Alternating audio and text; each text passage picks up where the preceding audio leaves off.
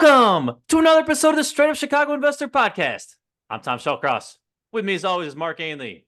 Mark, I got to see you live, and now we're recording a Zoom one today. Busy day for us. It is. It is. These days exhaust me because I got to be thinking all the time. But As you, opposed to other days. well, no. The problem is like sitting in one place thinking. If anyone knows me, I'm always trying to get my steps in, and I'm at least moving around thinking if I get the chance to between meetings. There you go, man. Cool episode. That would.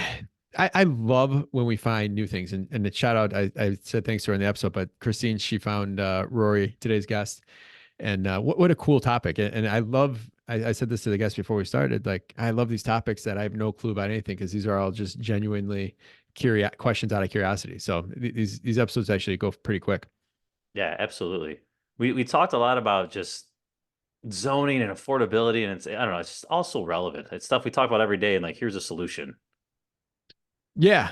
Well, I think right now in this time where we have low inventory or people are trying to find things to do, it starts coming down to understanding more about zone. Your competitive advantage could be understanding more about zoning or knowing more about permitting, and because those are the projects or the different scopes you could take on that no one else is wanting to take on. Yeah, absolutely. But it's a good one, man. And if for those who like this episode, we had Josh Brown on before, episode 134. So if you're interested in this topic, that's another one to go back and listen to. But yeah, without further ado, let's go into our housing provider tip of the week. What do we got here?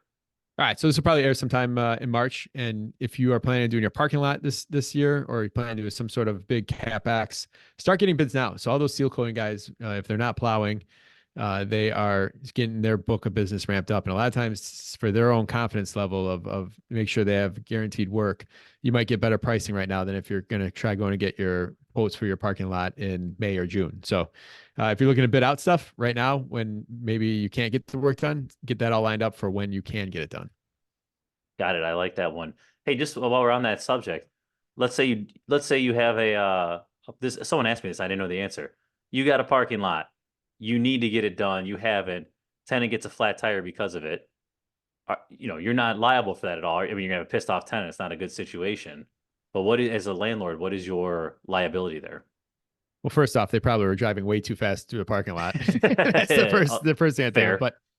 But there's, I don't think there's any liability. I mean, someone could try to make you liable for anything, right? But I think that's just good business then at that point, of like, hey, that's kind of the interest you pay for pushing off your parking lot by helping them repair their Yep. tire. So Yeah, buy that goodwill there. yeah, so that's just kind of being a good human, I think, to a point, or making up for where you should have maybe gotten that done last year, but you don't want to write that $15,000 check. Yep. All right. Today's guest, bring us in, Mark. Well, you know what? Today's guest, we already kind of alluded to it. It's just so unique to type of guest we had. We had Josh, Josh Braun, that did the modular homes, and she's doing these amazing structures out of containers. And she breaks down everything for us here today. And I'm just excited to turn it over to her. But without further ado, I want to introduce Rory Rubin from SI Container Builds.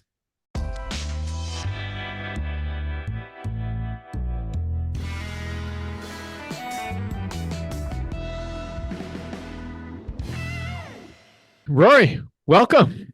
Hi, thank you for letting me be here and enjoying company. Oh man, I'm excited. I always get excited about shows I have no clue anything about. So if we ask you weird questions, Yeah, legit questions. yeah, they are. Like, we don't even have to create stuff because we just have no clue about your space, and it's very exciting. That's awesome. Oh, But my great. first question is this a space like you would have ever seen yourself in So 25 years, 30 years no, ago? because my background is clinical social work and I specialize in adult mental health. And so the weird part about being in the space of building dwellings out of repurposed shipping containers, I could never have imagined that until I turned 48 and I said, you know what, this is my midlife crisis. I really want to do something different. I was a management consultant for a long time, but the irony around all of that is that my dad is an architect. It's not like it's so weird that I love construction and I love different kinds of art and art history and all of that pieces.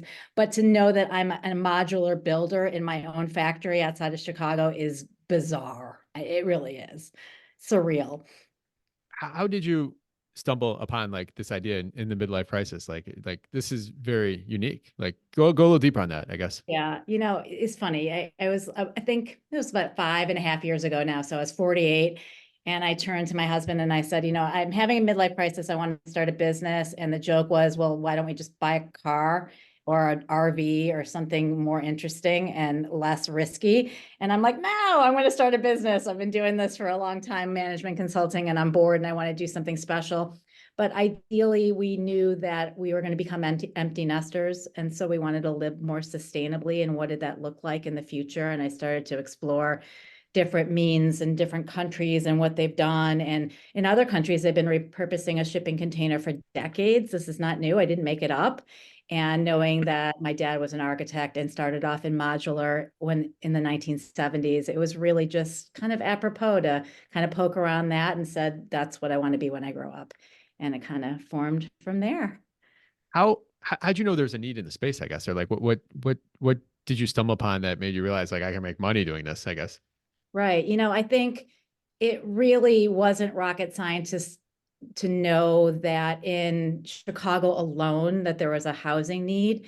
You're just walking around and you're getting a feel that there's got to be something out here. There's got to be some need for people to have more space. There's got to be a different, more creative way to use space and become more sustainable. And then the weirder part is that, we started this business right before COVID. And the initial thought was that we were going to do these second homes, these cool structures out of containers. We're licensed and certified in 50 states. We could do it anywhere. We have licensed architects and engineers that could do it anywhere. And then when COVID hit, we thought, oh no, like that isn't what people really need. Let's look at what they do need, the backyard spaces, the offices, adult child coming home, an adult parent as we age, being, in that background of social work. How do I tie in that sort of the people piece with the building? And that whole ADU space evolved from what we were doing. And at that point, we realized we had something big. And we went out to get funding, and High Park Angels became our angel investment group about 1.5 years that helped us come into our warehouse space. So we took everything off-site, put everything on-site, and put everything off-site into our warehouse, and realized we could do things to scale. And you guys are right here in the suburbs in Buffalo Grove, right? Yeah, we're in Buffalo Grove, just north of the airport. Yeah, not too far from you guys. How do you get funding for this, right? Because you don't have, at this point, you did not have proof of concept yet, did you? So we did. We actually had one build that we had done in Georgia, and we self-funded it in the beginning. Dan and I did. And so we were doing a pitch like anybody else, like any other startup, any kind of entrepreneur, saying, here's the need, here's our business plan, this is what the market looks like, this is how we can actually impact the market. Oh, and by the way, we want to use shipping containers, which seems like it would be a weird concept, but it really isn't. The shipping container piece was something that we still talk about a lot, and why we chose that versus some other types of building. And there's 23 million shipping containers laying around. We're an import-driven country. We do not ship containers back. So all of our goods and services come over and they're dumped here. And I'm like, oh my God, like this is a waste. Why are we not doing something? Other countries are doing it. And so that whole thing kind of transpired from there. So in the pandemic, you heard a lot about all the cargo ships out at sea waiting to come in, and they're talking about shortages. But so you're saying the shortage was on the other end, it wasn't on our end. I guess I never understood that part. Yeah, we really didn't have a shortage. We work with brokers all across the country. The good thing about the containers that they fit on flatbed trucks. And yes, there was an issue with, the goods and services, but for having containers that were already here as one-trip containers we could repurpose, there was never a lull for us to find quality containers that we could use. So we were lucky with that. Where else do these containers go? I guess just out of curiosity, like if they're not being built, turned into awesome structures by like you guys. So you're going to start to see this because we're talking about it. If you're going to go down 294, you're going to see like all these containers that are stacked because you can stack them 10, 11 high. Yeah, outside Franklin Park there. Yeah, they're not storing things in there. That's a container graveyard. So this is truly like an issue. Like they have no place to put these. So if they're not being repurposed, or the company that's bringing the goods and services don't put them on their trucks, they truly don't use them. And this is a big problem. So it makes a big difference to be able to say, hey, we'll take them because we know how to use them, we know how to repurpose them, and we can actually create something really cool. So Talk to us about go ahead, Mark. No, I was just saying, talk about like the business model when you first started. Was your goal just to start kind of customizing these for specific people? Were you trying to build neighborhoods out of it? Talk to us about kind of where you came out of the Yeah, gate trying you to do know, And it. how do you price this? Like along the same lines, like how do you know like, oh, we actually won't lose money here? no, all these are really great questions, and this is how the whole business itself really developed, is that the shipping container itself is a commodity. Steel is a commodity. It's traded on the market. And so we are very purposeful about what kinds of containers we buy. We will only buy one trip, which means they've only crossed the sea one time, so that we can control the manifest of what's come over. So it's not hazardous waste, it's Nike shoes. And so we were learning from scratch of like, it's so cool. I love this container idea. And everyone's always saying, I love this idea.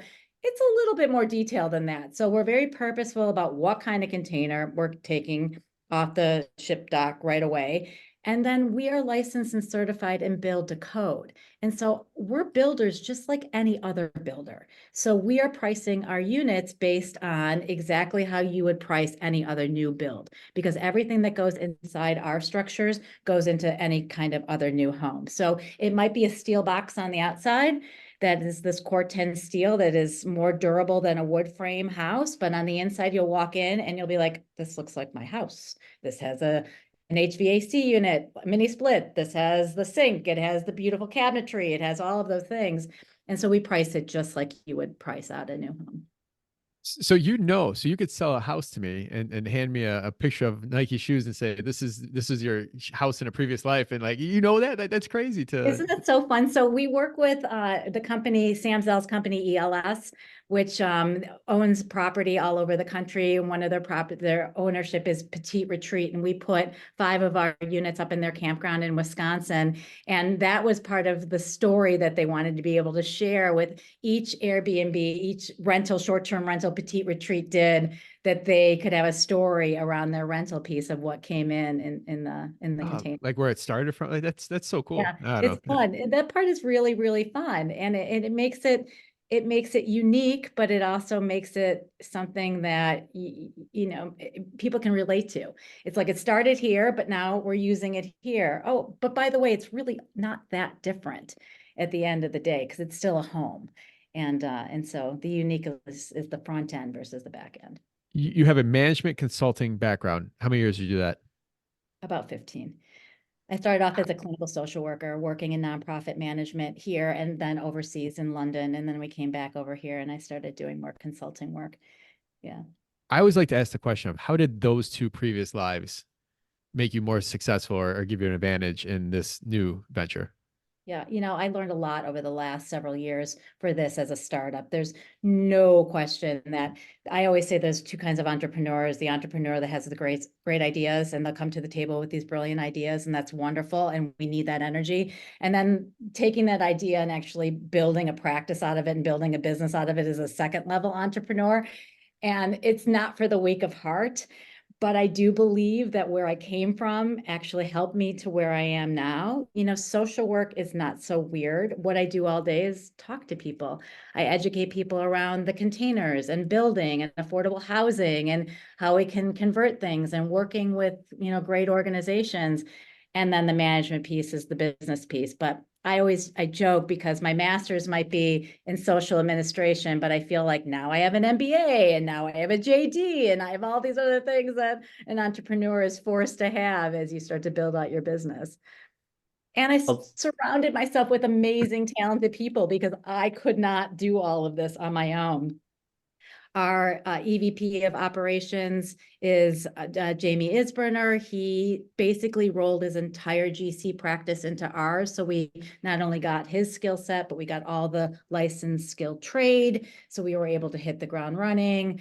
Dan Rubin is our head of operations and head of finance. And so he's obviously my husband, and he had a business background. So he came on board, and then we just hired some really tremendous people to kind of fill out the edges of where we don't have those skill sets. So let's talk about the business a little bit. Who's the end client here? Like, who are you? Is this to like municipalities in need of affordable housing? You mentioned the Airbnb angle. Like, I understand the end user, but who are you? Are you selling to the end user, or is it you selling to someone else? Like, who's your clients? That's a good question for me. So we started off in a B2C market space where we were selling directly to the client. We have really moved away from that, and we're much more in a B2B market space. So the people that we would be working with would be the Petite Retreats, would be Taraji Henson's foundation, where we have done wellness pods around HBCU campuses for her foundation, along with Kate Spade, New York, to support young Black women's mental health. So that's one of our end users. So a developer would be an end user because they're doing small villages out of our container home structure. So we're really in a B2B market space, much more so than a B2C. We right now have a home that's going to Indiana in our warehouse that we're doing right now. So that is a B2C, but that is more of a rarity. People who are selling our ADUs, we're doing manufactured rep programs. So they're going to take on being that B2C contact, and we will support them from the business perspective. So are you building these out right here in the northwest suburbs? Like yes, and that's why I wanted you guys to come out. We want you to come at some point to come visit. It's not so far. Our factory is right in Buffalo Grove.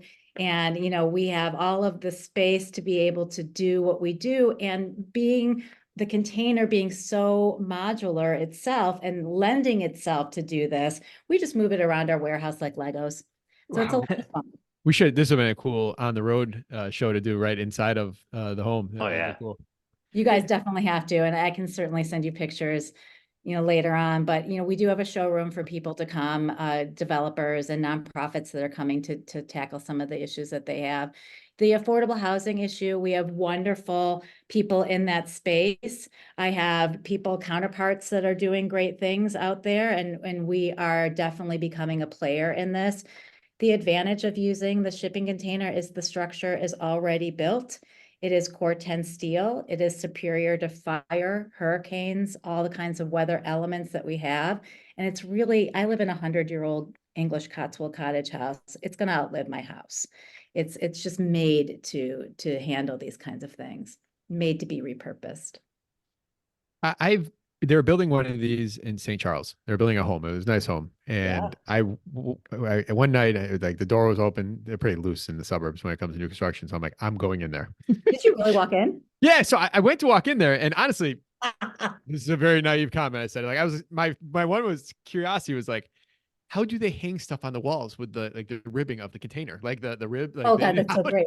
And I walked in, and I couldn't even tell I was in it was probably about 3/4 of the way through. Like, so when you look at, and we'll put your link to your website on the show notes, but when you look at, when you're inside, you don't even know that you're inside anything but a regular house or a condo or whatnot. So that's one thing I took away from that experience. I was just so amazed that you can see maybe from the outside, and even sometimes you can't even then, but from the inside, you just have no clue of where you're really at. Well, and even from the outside, we clad them. So in my backyard office that I have in the northern suburbs, when we went to go get a permit and we told them we were going to be repurposing a shipping container, they were like, heck no, it's a rusty old box. And we said, oh, but it's not. We're going to match it to our Cotswold cottage house.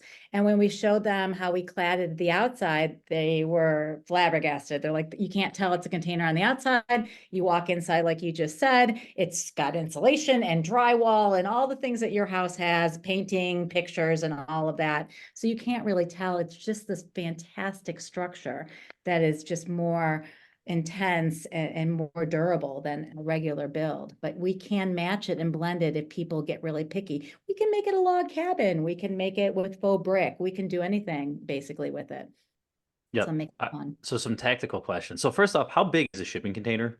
Like, perfect. No perfect idea. Like, so the ones that you see on the trucks, those are the classic 40-foot by 8. And then we actually buy high cubed containers. So it's roughly 8.5 feet when it's all done and drywalled in. And so that, makes it feel like you walk in with higher ceilings. And so the space, it's about 9-foot ceilings, but after you put the drywall and the insulation and stuff, it drops a little bit. But they And are then what's the width? 8 foot wide, which you So would it's think 40 by 8.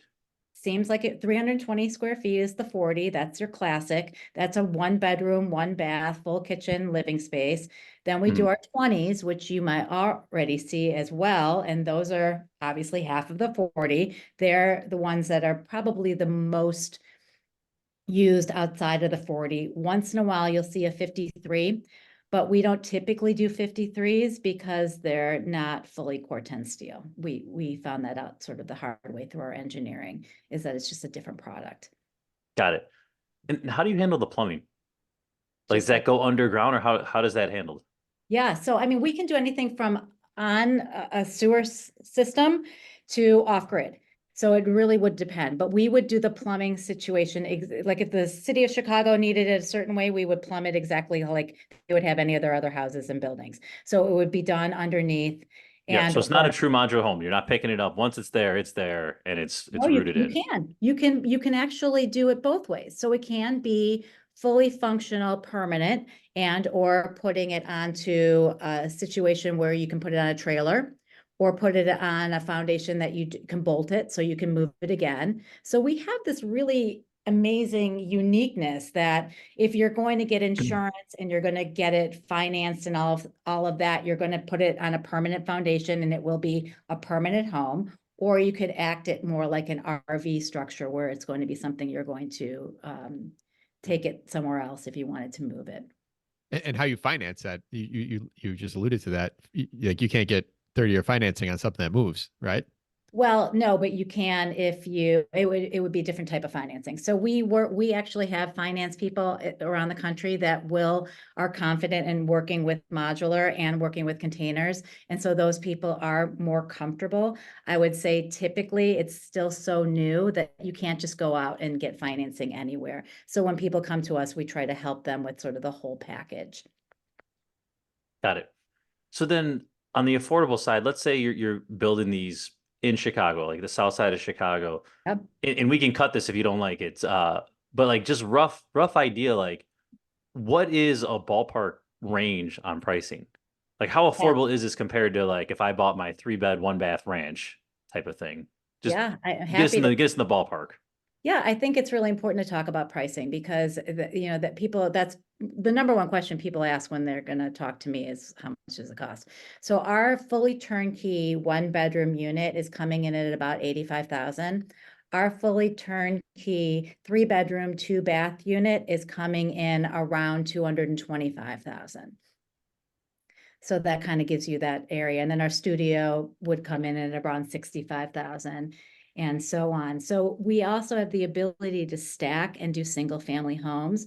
Our price point for the city is we're really, really trying very hard to do a single family home all in for under 400,000. And that would mean land prep and all of that piece too. So that is our mission and goal for the city. So unfortunately, it's not affordable in some avenues, but when you're talking about a 3-bedroom, 2-bath home for 225,000, it's still affordable in the Chicago area. So it sounds like you've been working on some specific concepts or plans in Chicago. How did that come about? Was that something you pushed your way into? Did someone find you? My What God, I love neighborhoods? that Like, kind of give us a little more. Give a little more. That's great. It's funny. We came here, we live here. We're been in Chicago for a very long time. And we thought, oh, wonderful. We'll set up our factory here in Chicago, only to figure out that we were not selling or doing anything in the Chicago area at first. And it was kind of bumming us out. And we realized when we were working with ELS, when we were working with Taraji Henson's foundation, and we were licensed and certified and our containers can fit on the truck, they would go anywhere. So now we're building at Alabama State University, and now we're building at Hampton University, and now we're putting a home in Georgia and all of this. And I thought, this is crazy. And so over the last few months, especially, I've really been talking to developers and other people in politics and trying to figure out how to maneuver to get more traction here in this area, since this is our home and we can make more of a difference. We have 2 units right now that are about to go to Evanston. And so obviously that's not the city of Chicago, but it's right above the city of Chicago. And we are working on a very large project that we just received a grant for. It hasn't been officially announced, in Palatine, to do a girls trafficked home. And so these are pieces that we can do in the community that start to at least build our own traction to let people know we're here and we can do things for you. What is stopping me from, I have a couple of pieces of land that on market really don't have much value in Chicago, in South Side, for me coming and buying this and hooking this up. Where would be my hiccups, I guess, or where would I? The only hiccups, and I wouldn't even say it's a hiccup these days, it's because we kind of know how to maneuver through it. You're going to go through zoning and permitting like everybody else. Chicago, Illinois is a very container friendly state. Chicago is container friendly. However, you have to make sure you're following all of the guidelines for zoning and permitting. And we would help work through that with you. And that's what we're working on with other people.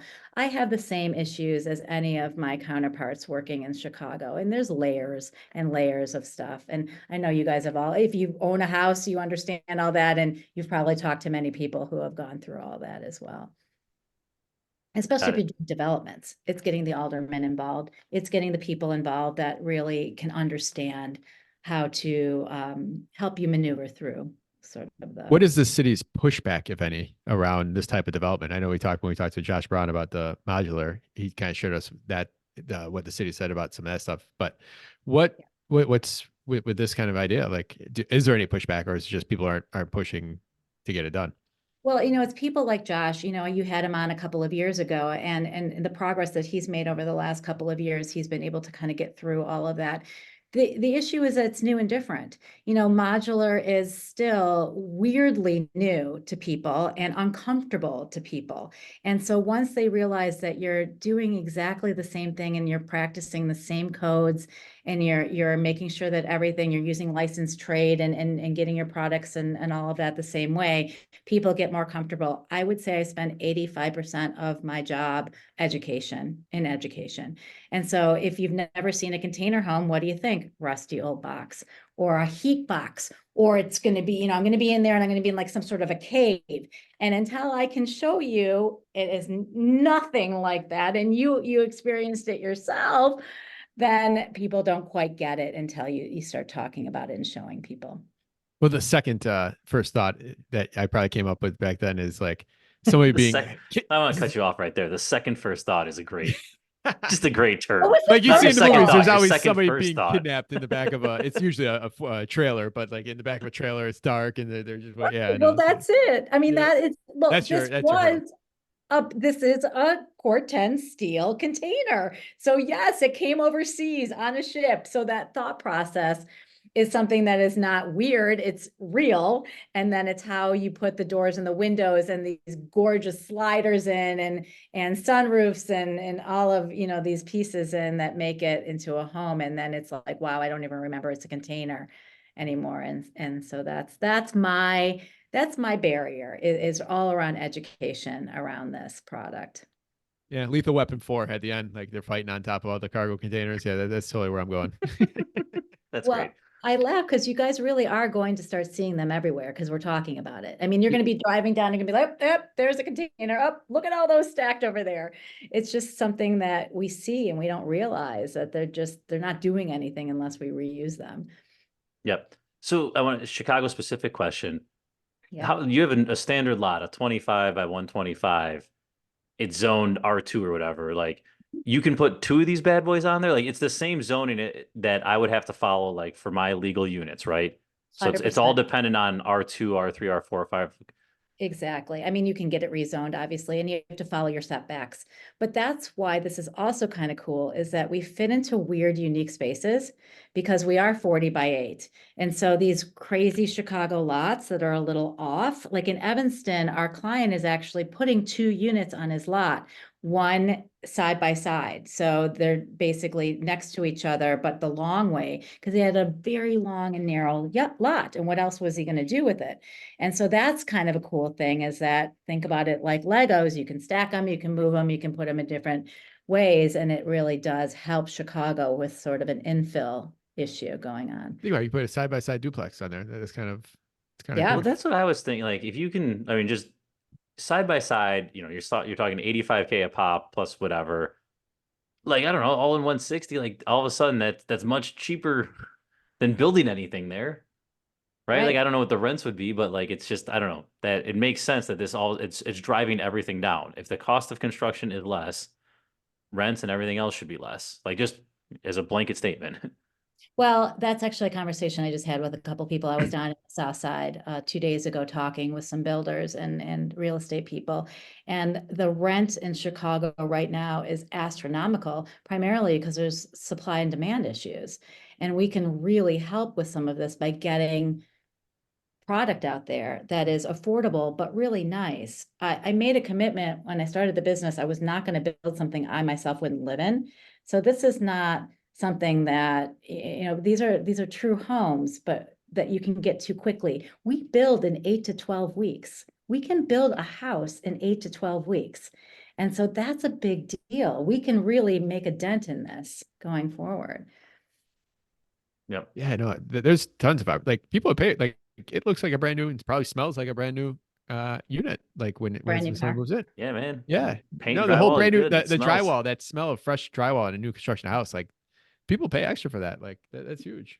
And the fresh paint and all of Yeah. that. We should bottle that. It's not the new car experience. It's the new container experience smell. There you go. There's our teaser clip. There you All go. right. So can we talk about the actual building process? So you have the plant in Buffalo Grove. Yes. What gets done there versus what gets done on site? I know it's variable, but can you just maybe take a recent No, example? Just walk us it's through. yeah, it's not actually variable. We try to do everything we can on in our factory. That's part of being modular and having the team in the trade up here. And so what happens is a client will come to us. We have staffed architects and engineers that are licensed to do their plans. We have standard plans, but if there's any kind of customization, we will do that. We get the containers right off the docks from our brokers. The truck brings them up here, drops them off to us. We try to do as much as we can. We can take it from fabrication all the way up to turnkey. We load it back onto the truck. We work with the client for their site prep work, depending on what they need, and especially from a foundation standpoint. And then a local GC would hook up to plumbing and electric. We drive the unit down there, we crane it onto its foundation, we weld it on, and then you should be able to move in the next day. We're trying to make it as easy as possible. When we have much larger scale builds, we will have a team that will go out to do the welding of the containers themselves. So like, for instance, our 3 container build that's going to Indiana, we'll go out to Indiana and we will weld them because we want to make sure that it's done correctly. But our 1 container, our 1 bedroom units and our studios, it's super easy. And we're trying to make it that easy. Did that help answer the question? No, absolutely. Yeah. And then I guess for the ones that you've had in the wild, what are some things you guys have learned? Like, some changes you've made since you started this, now that you've Yeah. had them in the wild. Like, everyone iterates on their product. I guess that's where I'm going. What are some things you've learned along the way? Yeah, I think a couple of things that we have learned. One is if people are always asking about draining because we have a flat roof. How do you deal with your flat roof? So we've learned that if we pitch that ever so slightly where you couldn't see it if you were inside, you can drain off the back. So little things like that. I mean, it sounds like it would be something so easy, but if you don't want to build a roof, you don't need a roof because we have that.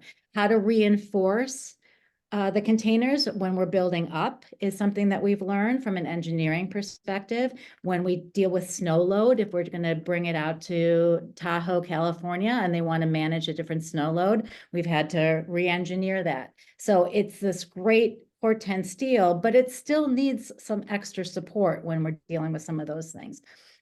And then just really learning what people's stigma are for the containers themselves and how to manage that. You know, it's funny, the ICC is kind of the code Bible for all builders. And it's, you know, when the 2018 came out, it actually approved shipping containers to be repurposed. And yet most people don't know that.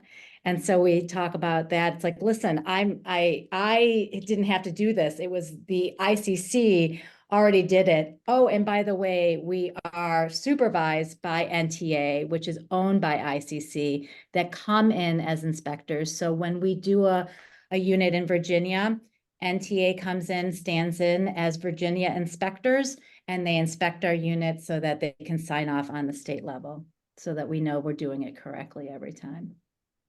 Anything else? I know you mentioned snow load. Anything else related to weather based on where you're placing them, whether Chicago versus Florida? Like, Yeah, you know, they're perfect for Florida. They're perfect for the snow. I mean, when you're insulating things correctly, which we do, it's really one of those things that from the hurricane standpoint, our 40-foot container, the ones that you see most often, it's 18,000 pounds. That sucker's not going anywhere when it's been bolted or welded onto a foundation structure. And so we're really talking about those things as we just have a structure that is really superior to what we've already been building all of these years in terms of longevity, you know, dealing with disaster relief and being able to put it on a trailer and managing for disaster. What if there was a secondary storm that came through? Now you have a container that at least the staff and the people that are trying to manage what's already happened, they have a place to live. And so it's really a cool structure. Yep. In the actual structure, is it truly like Legos? Like, I came in there and I wanted to build something. I can put the 240s side by side and, go up 2 story. Like Yeah. I'm assuming there's limitations somewhere, but you really could design this how you want it, for lack of better words. Yeah, we joke that they're like Legos, but they really truly are like Legos because they come over on ships stacked 9 and 10 high anyway. The structural integrity is in the corners of the containers, so they're used to being stacked. In London, they have an enormous hotel. I think it's 8 or 9 stories high, all out of containers. So that part is, if you can dream it, we can design it. Now, obviously, the engineering goes in. There's people will love the container that is offset and hanging over and having rooftop decks and all of that. All can be done, but you have to make sure you have your structural engineer involved with those pieces. I saw that hotel when I was researching for this episode. Did Like you? that's crazy because I decided to Google most extreme container built, and that was number one. Yeah. So like that's pretty Love cool. that one. Love the one that's made like a flower type of design. They do that. It's all like stacked in weird ways. I mean, people are so clever and so creative. That's expensive. Like people will come to us and say, I want this, and show us this picture of a gorgeous container home. And when we talk a little bit about budget, and then it kind of blows them away. You have to remember, once again, we're building like a regular home, and all the things that you want to do you have to put the engineering in. So now your wonderful, like affordable house has now turned out to be 900, 1,000 million, not million dollars. So that's, something we have to talk to people about. The house I went to in St. Charles actually had it was I think 3 wide, 3 high, or three wide, 2 high. Yes. But they actually had open ceiling. So they must have, I was peeled back or whatever. The first, like they had 2 story, Yeah. like Yeah. open ceiling. Like I was, that shocked me too. I was very impressed by that. They actually had a garage too that was built out of that. So they're able to put that together. That was pretty impressive as well. Yeah, basically, I mean, we're just cutting into the steel. And so even when the 3 container that we have in our warehouse right now that we're working as a single family home, when you walk in, all of the walls have been cut out, that the steel, that's been all cut out and reinforced then with extra steel on top and putting together just like that Lego concept. Yeah, that's a gorgeous house. That actually just resold It a did. couple of years for a whole heck of a lot more than it was built for, which is amazing. Yes. Yeah. I think it sold for almost 900,000 or something like that. It was crazy. Yeah, it's really cool. What is the BHAG, the ultimate vision for this company, for your company, or maybe container industry as a whole? Like where do you see this in 20 years? Where do you want to see it? Yeah, we have 3 distinct lanes that we really are focusing in on, and those are the lanes that we believe have a lot of bang for the buck, so to speak, and a lot of need. The first would be that affordable housing area, but more in a village within a village concept where we can do a work, play, live, where you have containers that you live in, you have artist studios and coffee shops. We've all seen containers being converted into those things. Starbucks has one actually in the city made out of containers. And so that's kind of the concept of making this village within a village. Then the ADU space and working with our manufactured reps to help people with additional space, easy space, whether it's for your older parent or older child or just an office. We've done stuff to convert into studio spaces, like we said, with our wellness pod, and those would be the third area, and that would be all around healthcare and wellness with these areas. And so we don't have just one lane, we have three, but because we're like Legos, it really has fit we have the ability to fit that into those spaces. What's been the appetite on the ADU side from, I'll call it the city, right? Like we need affordable housing. I would think, logical person would think they're knocking on your door saying, hey, we got these lots, let's go. What's actually happening? Yeah, the truth is that Chicago right now is in a pilot program with ADUs. So they have selected and carved out different areas of the city that they are ADU approved. And so they're making it easier for people. I really do believe, and I'm going to say it out into the universe and manifest it, is that they're going to need to increase that drastically and rapidly. The entire state of California 3 years ago passed a statewide ADU policy that allowed people to build ADUs because they were desperate. Massachusetts, it started in Boston a couple months ago, but now Massachusetts, the entire state, across the state, has become ADU friendly. I really do believe if Chicago wants to help their issue, this is going to be something they're going to make mandatory. They're going to make it move faster. I've heard him talk about expanding. They're supposed, because it was only supposed to be 3 years.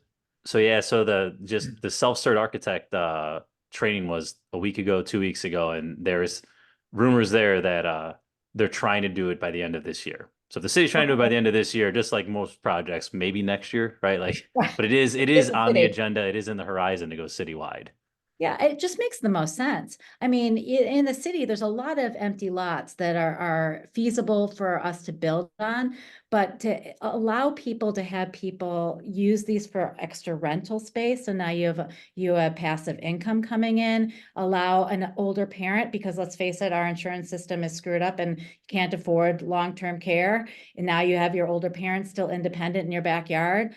I have teenage kids. I'm quite sure they do not want to live at home at some point, but they'd like to maybe be close by. I'd love to hope that.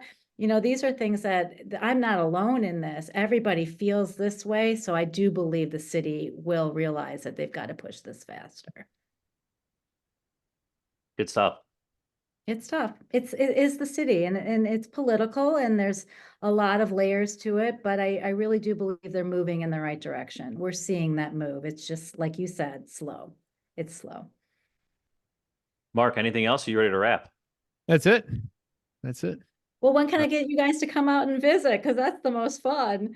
Man, Mark's in Roselle. This is easy. Yeah, I'll that go is. visit him, and we'll swing by to Buffalo Grove. No, that's Love really it. easy. We can I'll keep in touch and let you know. we could film some stuff for the old IG there. So There you go. all right, cool. I'll All even feed you. All right, well, I'll take that. So all right, we got ready for the wrap up. Yeah, thank you. What is your competitive advantage? How have you been able to do this while others wish they could? I love that question. I have something that's already here. This is something that I'm repurposing. I'm part of the sustainability movement by being able to take something off the docks that was just going to lay around in a shipping container graveyard. And so the competitive advantage is that I already have a structure that is a superior structure to many of our stick build. And then I can repurpose them into something beautiful. All right. What is one piece of advice you would tell someone that is yet to buy their first property here in Chicago? Put your investor hat on here. I would definitely want to look at the zoning and permitting prior to buying a lot, because it's not just about location. everything is a little different, and Chicago has a lot of restrictions. So you want to make sure that what you're buying and what you want to do is purposeful and that you actually can accomplish it. So I would look into that prior to putting any money into it. Definitely. And you could go straight up chicagoinvestor.com and download our zoning cheat sheet that's on there as well too. So you get a lot of Love information. that. I just wanted to do that PR for you guys. Yeah, no, it almost Appreciate sounded like we set that up. But all right, what do you do for fun? Oh, it's not as much as I want to these days, but I have one kid that's in college, so one kid that's in high school. So what we try to do is do a lot of really cool family trips. Dan and I are huge off-grid livers, and so we enjoy being outdoors. We take an off-grid camping trip every year, and we've done some really cool things. This year we're doing Machu Picchu, actually. So Oh, wow. it's very fun. That's how I Cool. like to spend my time outside. All right, give us a good book, podcast, or self-development activity that you'd recommend to our listeners. Oh, podcast or something. Podcast or something. For me, it's yoga, but yoga with friends. I don't just like to go. I like to actually get a group of people to do it together. So for me, that's sort of my own self healing and self wellness piece for me. I've not done as much reading as I'd like. I have a feeling reading and podcasts are going to be put back onto my calendar in my training for Machu Picchu. So I'll have to go through all of your podcasts. I've only, started listening to you guys over the last few months. And so now I have a lot to catch up with. Yeah, shout out to Christine from GC. She found you. She's like, you got to interview this lady. She's awesome. I don't even know how it came about, but I'm happy we connected. Well, being a woman in construction, it's nice that another woman found me. So it's important. I appreciate that. So, all right, awesome. Besides yourself, name one person in your network you'd highly recommend to other Chicago investors. Person in my network. Person or company? Yep. Either Does one. it matter? Okay. Well, I'm very fond of Larissa Drake. She might kill me for even saying that. She works for ELS. She's their CMO. She's a really powerful woman, and she's just a force to be reckoned with. And so she's been a really terrific person to work with. All right, now that we have you trapped, we're gonna ask you to make an introduction. Let's get her on here. Oh, all right. I'll try. We I will have link to her in the show notes. I also So have a friend that I think is pretty darn cool, and her name is Lindsay Cohen. She works for Gould and Ratner. She is a partner, and she works in real estate as well, and she's a fantastic real estate attorney. So she might be one that I would promote as well. Yeah. all right, Sure. get them both in the show notes here. So Rory, thank you so much. You provide a ton of value to our listeners. How can they learn more about you? Is there any way they can provide value to you? Oh, reach out to me, not just from a standpoint of the housing and what we do with repurposing shipping containers, but reach out to me from an entrepreneurial standpoint, from a woman perspective. Just networking is key. I really believe in talking with people, and that's part of my goal and my mission is to keep talking to people. So find me, Rory at sicbs.com. I'm always welcome, always interested in talking to people. All right, very good. Mark, who are we playing for and who's our sponsor? We have a Chicago fact for everybody.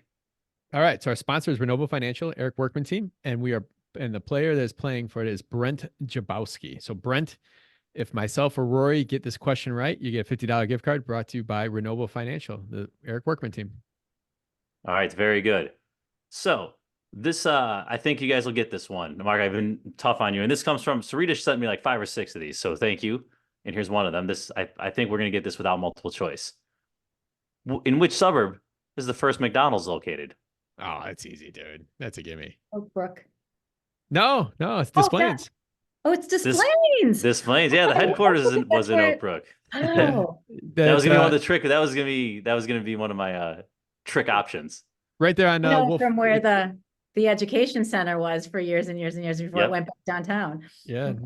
No, that one I knew. Good And to I think it's a know. museum now, but yep.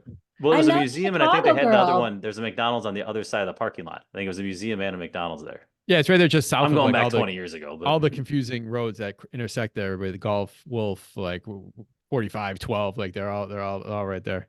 Are you All guys the same. born and raised in Chicago, both of you? Yep, born and Yes. raised in Addison. Okay, Northwest side. there you go. I learned So, all right. something.